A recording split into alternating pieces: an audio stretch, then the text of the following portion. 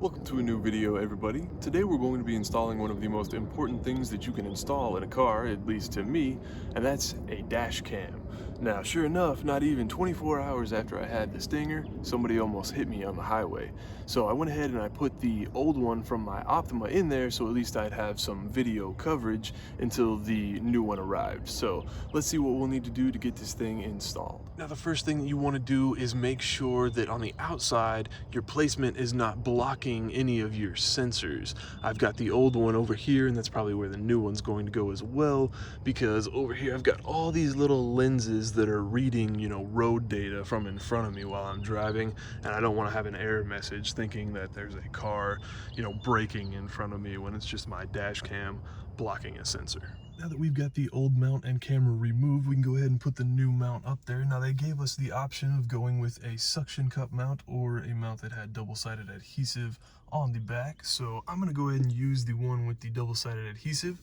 Now, we're gonna put it somewhere kind of right up in here, but we're gonna put the camera on here and turn the car on, plug it in so that we can make sure we get a really good shot. And we wanna make sure that it's not being blocked by the rear view mirror there, but we also want to make sure that it's not blocking a lot of where we're trying to look while we're driving, sitting over here. So like I said, we're going to go ahead and hook that up real quick, find the exact placement of where we want it, and then peel this off and attach it to our windshield. Alright, now that we went through the general setup for the camera, and don't worry, it'll walk you through step by step what to do, and we've got it all connected, we can kind of see exactly where we want to put it. It's going to sit right about like that. You want to see just a little bit of your hood, and then of course everything in front of you and from side to side. Now, these mounts also angle a little bit, so if you don't quite get the exact placement you want, you can still kind of fiddle with them a little bit to get the exact view you're looking for. So yeah, we'll go ahead and get this installed up here, and then we'll figure out about getting all this cable hidden. Now that we've got the camera in its spot, we can go ahead and worry about cable management.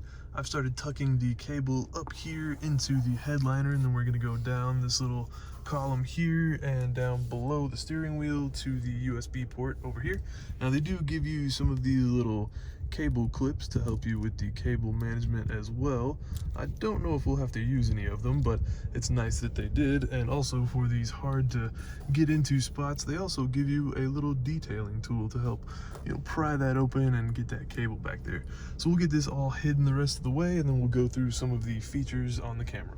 Alrighty, we've got everything pretty well hidden. I was able to go inside of this paneling here, down below the steering column, all the way across, and into this channel up here. And then we did end up using one of the clips on the inside there.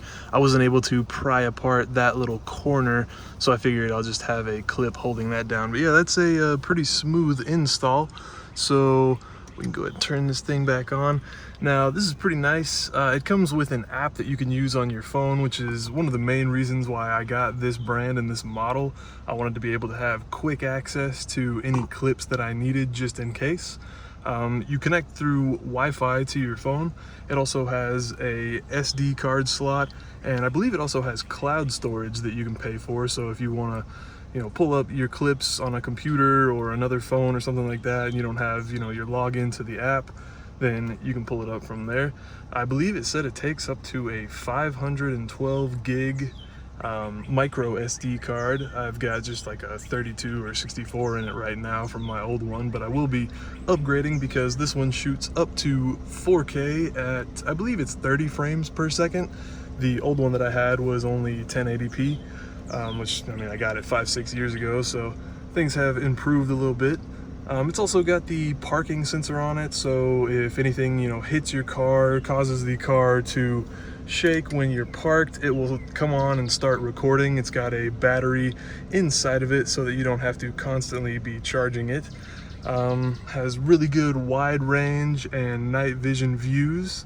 You can tell it to record in loops. It also has a GPS on it, so you can remember where you parked your car, or if you don't quite know where an accident happened, it will tell you where that happened. And also, if you do see an accident, you're maybe not in it, but you want to remember what happened so that you can go back later and maybe provide somebody with some proof, you can tell it to take a emergency capture and lock it so that that clip will not be deleted.